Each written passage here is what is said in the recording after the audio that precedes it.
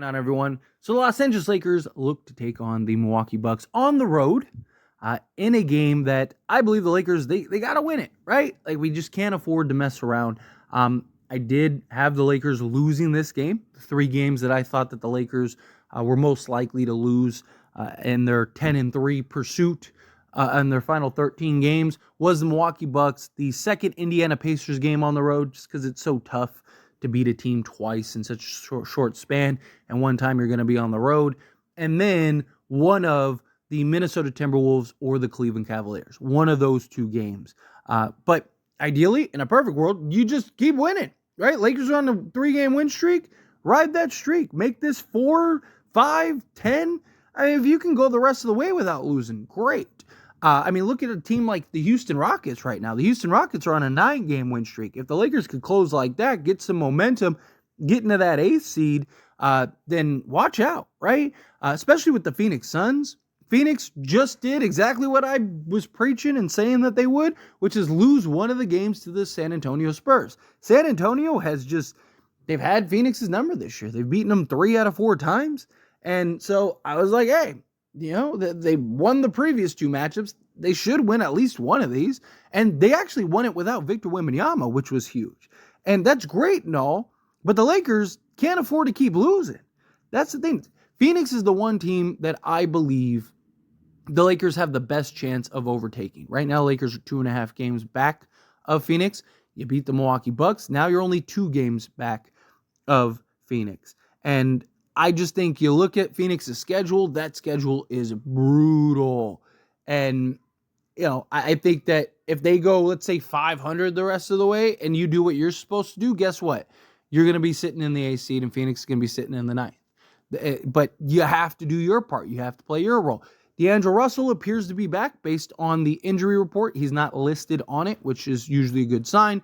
He missed the previous game due to an illness. This is also the first game of a back-to-back. So, guess what? You look at the injury report, LeBron James is doubtful. Well, we just got news that LeBron James is actually officially ruled out. So LeBron James is not going to play against the Milwaukee Bucks. Anthony Davis should be good. Like I mentioned, D'Angelo Russell is not on this list. And then all the outs outside of LeBron are all the usual suspects, right? Colin Castleton, Jalen Hood-Schifino, Jared Vanderbilt, Gabe Vincent, Christian Wood. That's who we're dealing with. But LeBron, look, we're not a better team without LeBron. As much as people like to preach and pretend like we are, we're not. That's the reality. But we have won some games, and we are capable of winning games without LeBron in small doses because we do have pieces that can kind of make up for the absence of LeBron for a game or 2. Right? You got a Rui Hachimura who, guess what? He now gets to shift to the 4, which is his natural position, which is his best position. He's a better rebounder at the 4 by nearly 3 rebounds a game. He usually is better offensively. He also usually gets a bigger role in the offense. All of his huge games for the Lakers have all been when he's at the 4. I mean, he just set a career high not that long ago at the 4 with LeBron out. So that's a good spot for Rui to be in. Obviously, D'Lo, we saw what he did the last time the Lakers played the Milwaukee Bucks, and that was without LeBron James. So he's going to elevate. Austin Reeves usually plays better when LeBron isn't there because he gets more opportunity. He gets more on ball. He is more aggressive and looking to score because they need it. Spencer Dinwiddie's coming off of his best game as a Laker, but that was also with the ball in his hands as the point guard. To me, I think you run some actions with that, right? I think you can do a combination, right? So I think you have moments where Spencer Dinwiddie is on the court with D'Lo, Rui, and Reeves.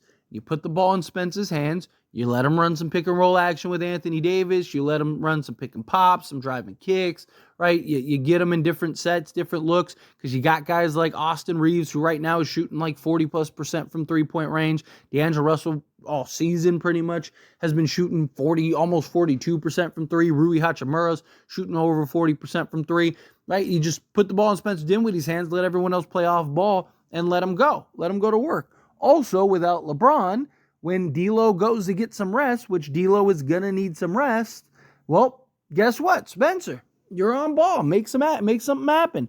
get some reps up, right? Like, be aggressive. Let's score some buckets. Let's go get, I'm not saying he has to go drop 26 or whatever, but can he give us 15? Can he give us like 15 and 5 tonight? That'd be great. I'd be happy with that, right? And I do think you should start Spencer in this game to kind of reward him for the previous game and go, hey, Spencer's done a really good job of just fitting in and playing whatever's role of asked of him, given the circumstances. I know a lot of people have not been super high on Spencer, but look, I've defended him heavily because, again, he's playing out of position. He's not playing his role. He's built an entire career playing a specific role, and now Darvin Ham just basically has him as a spot-up corner 3-and-D guy. I can't really knock him for that. And then the one game he finally gets the opportunity to play his natural position, he goes out and drops 26 and 5, and people are shocked. And people are like, why can't Spencer do this every game? Because Spencer isn't being used like that every game. You start using Spencer like that more, guess what? He's going to have more games like that. And we just got news that came out that the Brooklyn Nets were not letting Spencer run any pick and roll actions and any isolations. Okay, well, so how is Spencer supposed to operate as a point guard if he can't run any isolations or any pick and rolls, especially when that's his bread and butter? You just basically took away the best asset you have in him.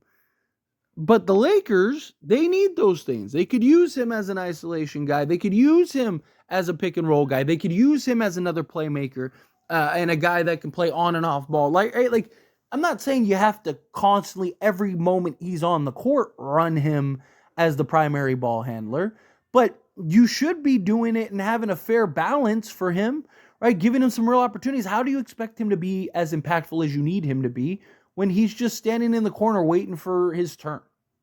You're not going to get a ton of action like that. But now that LeBron's out, it requires everyone to step up. It requires everyone to play their part. And look, the Milwaukee Bucks, first off, Anthony Davis needs to keep being aggressive. Anthony Davis needs to keep playing to the level in which he's been playing. I love the way he's played the last handful of games. He's really just been more assertive, more demanding, more physical down there, right? It's almost like he's heard the story, he's heard the narrative, and he's trying to change it. But obviously we need him to be good. But more than anything, like our guards, right? Our guards need to be aggressive. Our guards need to attack. Malik Beasley and Damian Lillard aren't defending anybody. Spencer Dinwiddie, right? Austin Reeves, D'Angelo Russell. Like, this is a great game for our guards. As we saw in the last matchup against the Milwaukee Bucks. Guess what? Our guard play was fantastic. D'Lo, also it helped that he just basically shot the lights out and was in sicko mode.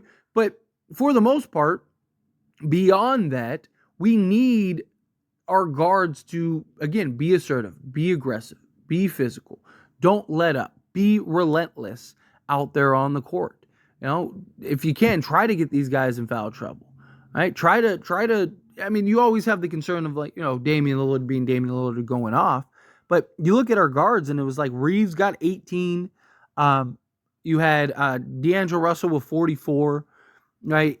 Even Spence only took 3 shots, but he was able to get 5. If he's more aggressive and he's more assertive, I think he could get you in the double figures because I don't expect D'Lo to drop 44 again. Right? So can D'Lo give us, say, 25? Reeves give us, 20 to 25, and Den give us 15 to 20. Perfect.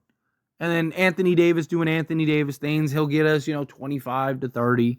And then everyone else, right? Can Prince be efficient? Can Max Christie, Cam Reddish, right? Like, these are the things that are important, right? Rally together as a team. Do what you got to do. Play your part. Play your role. Share the basketball. Take care of the basketball. Don't turn the basketball over, right? The little things that are important for this game. Like, got to go get this win. Got to get this done. As always, this is a discussion. I pass the question on to you. Let me know your thoughts and opinions down in the comments below. What do you think?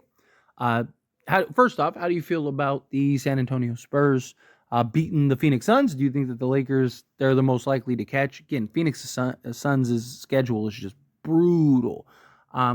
Also, what are your thoughts on LeBron sitting out this game, missing this game? Do you like the idea of that? Are you okay with that? Do you think, no, he should be playing this game?